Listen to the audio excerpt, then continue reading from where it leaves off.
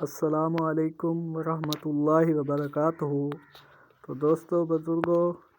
اب ہم بات کر رہے ہیں حضرت لقمان کے بارے میں، جو دانا حکیم تھے۔ حضرت لقمان یا حکیم لقمان اہل عرب کے یہاں ایک مشہور شخصیت ہے، لیکن اس کے باوجود ان کے حالات اور خاندان و نسب سے متعلق مختلف اقوال پائے جاتے ہیں، اور اس اتفاق کے علاوہ کہ وہ ایک بہت بڑے دانا حکیم تھے، اور ان کے حکیمانہ اقوال سیف لقمان کے نام سے ان کے درمیان معروف و مشہور تھے، اور ان متعلق باقی امور متضاد آراء میں پائی جاتی ہیں، اور یہ اس لیے کہ تاریخ قدیم میں لقمان نام کی ایک اور شخصیت کا پتہ چلتا ہے، جو عادسیانہ قوم ہود علیہ السلام میں ایک نیک بادشاہ ہو گزرا ہے، اور خالص عرب نژاد ابن جریرہ، ابن کثیر، سہیلی جیسے مورخین کی رائے یہ ہے کہ مشہور لقمان حکیم افریقی النسل تھا، اور عرب میں ایک غلام کی حیثیت میں آیا تھا۔ چنانچہ یہ حضرات ان کا نسب نامہ اور حلیہ اس طرح بیان کرتے ہیں: وہ لقمان بن انکیاسار بن صندون ہے، اور کہتے ہیں کہ وہ سوڈان کے نوبئی قبیلہ سے تھا، اور پستہ قد، بھاری بدن، سیاہ رنگ تھا، ہونٹ موٹے اور ہاتھ پیر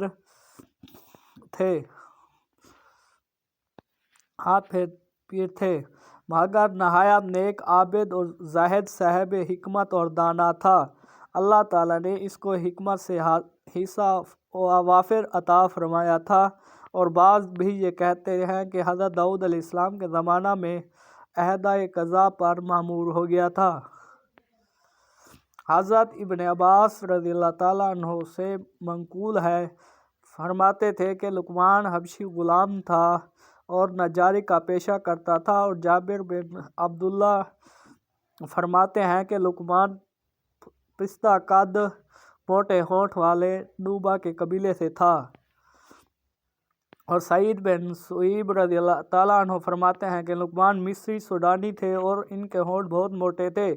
اللہ تعالیٰ نے ان کو اگرچہ نبوت نہیں عطا کی، مگر حکمت و دانائی سے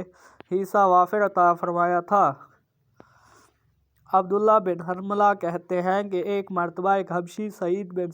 مسیب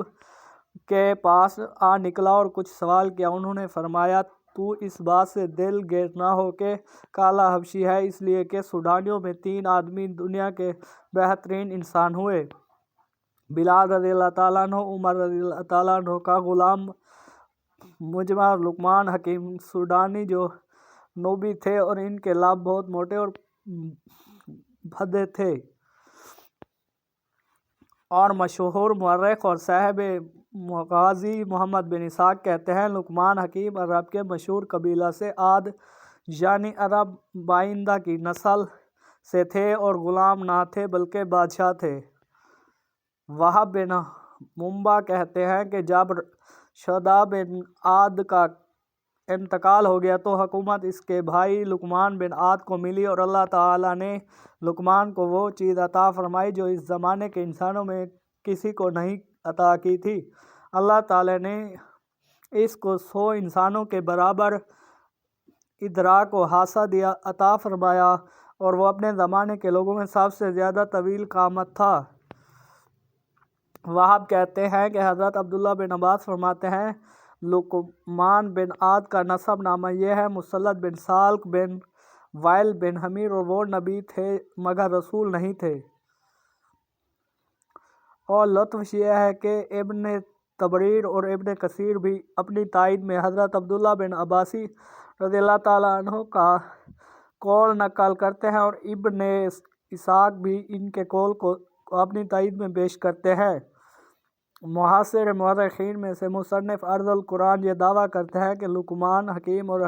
لقمان بادشاہ ایک ہی شخصیت ہے، اور وہ بلا شبہ عادسیانہ کے نیک بادشاہوں میں سے اور بہت بڑے حکیم و دانا تھے، اور عرب लुकमान के नाम से जो सहीफ़ा मरसूब था वो इन्हीं लुकमान आद का है, और वो अपने इस दावे के मुख्तलिफ दलाइल में से एक दलील देते हैं। हवादास ज़माना ने कबीला तस्ब को और इसके बाद जजदून शाह यमन को, अहल जाश और मारब को और कबीला लुकमान को मिटा दिया। इसके बाद फरमाते हैं, लुकमान का अरब होना ज़हर होता है, बल्कि एक कबीले का मालिक, यमन का बशिंदा और अज़मत और शौकत में सबा का मुकाबिल, और ये तमाम बातें लुकमान आद पर सादिक आती है। हम पर वो बादशाह हुकूमत करते हैं जो कमीना ख्यालात से बहुत दूर और शरीरों को सजा देने वाले थे, और हूद अलैहिस्सलाम की शरीयत के मुताबिक हमारे वास्ते पैदा होते थे। अच्छे फ़ैसले एक किताब में लिखे जाते थे। क्या हम इन आखिरी अल्फाज से जो कागज़ पर नहीं पत्थर पर लिखे पाए गए हैं, ये नतीजा नहीं निकाल सकते कि सहीफ़ा लुकमान के अच्छे फ़ैसले एक किताब में ही लिखे हुए थे। कुरान अज़ीज़ और हज़रत लुकमान का ज़िक्र कुरान अज़ीज़ ने भी किया है, और कुरान की एक सूरत का नाम ही इस तकरीब से सूरत लुकमान है। अगरचे इस ने अपने पेश नज़र मकसद की खातिर इनके नस्ब ख़ानदान की बहस में जाना पसंद नहीं किया, हमने इनके हकीमाना मक़ूलात का जिस अंदाज़ में ज़िक्र किया है, इससे लुकमान की शख्सियत पर एक हद तक रोशनी ज़रूर पड़ती है। इसलिए मुनासिब है इसको बयान करने के बाद ये फ़ैसला किया जाए कि मुस्तवरा बिल दुरवायों में से कौन सी राय सही है। कुरान मजीद लुकमान तर्जमा। और बिलाशुबा हमने लुकमान को हिकमत अता की और कहा कि अल्लाह का शुक्र अदा करो, बस जो शख्स इसका शुक्र अदा करता है वो अपने नफ्स के फ़ायदे के लिए करता है, और जो कुफ्र करता है तो अल्लाह बेपरवाह मालिक हम्द है। और जिस वक्त लुकमान ने अपने बेटे से नसीहत करते हुए कहा, आए मेरे बेटे, अल्लाह का शरीक ना ठहरा, बेशक शिर्क बहुत बड़ा जुल्म है, और हमने हुक्म किया इंसान को इसके माँ बाप के बारे में के उठाती है, इसको इसकी माँ तकलीफ़ दर तकलीफ़ झेल कर और 2 बरस के अंदर दूध पिलाते रहना, ये कि मेरा शुक्रगुजार बन और अपने वालिदैन का शुक्रगुजार हो, आखिर मेरी ही जानिब लौटना है। और अगर चाह तेरे माँ बाप तुझ पर सख्ती करें इस बारा में कि मेरा शरीक ठहरा के जिस मुतल्लिक वो नादानी और जहालत में है, तो इसमें इन दोनों की पैरवी ना कर, और दुनियावी ज़िंदगी में इनके साथ अच्छा बर्ताव करो, और पैरवी इस शख्स की कर के जो सिर्फ मेरी ही जानिब रुजू करता है, और फिर मेरी ही जानिब तुम सबको लौटना है। पास मैं इस वक्त तुमको तुम्हारे किए की खबर दूंगा। ऐ मेरे बेटे, बिलाशुबा अगर राई के दाना के बराबर भी कोई चीज़ झूठी छोटी होती है और वो पत्थर के अंदर या आसमानों या ज़मीनों में कहीं भी हो, अल्लाह इसको ले आता है। बेशक अल्लाह दकीक मुशाहदा करने वाला खबरदार है। ऐ मेरे बेटे, नमाज कायम कर और हुक्म कर भलाई का और बुराई से मना कर, और जो तुझ पर पड़े इस पर सब्र कर, बिलाशुबा ये अज़ाइम अमूर में से है। और तू अपने रख्सारों को लोगों से तकब्बुर ना फिर और ज़मीन पर इतरा करना चल, बेशुबा अल्लाह ताला किसी तकब्बुर और शेखी करने वाले को दोस्त नहीं रखता। और अपनी चाल में मियाना रवि अख्तियार करो और अपनी आवाज़ को नरम व पस्त कर, बेशक गधे की आवाज़ बहुत ही नापसंदीदा होती है।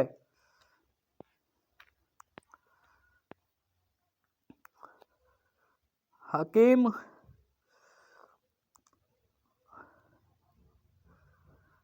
लुकमान अगर ग़ुलाम होते तो अपने बेटे ज़ैदा को ये नसाया ना करते।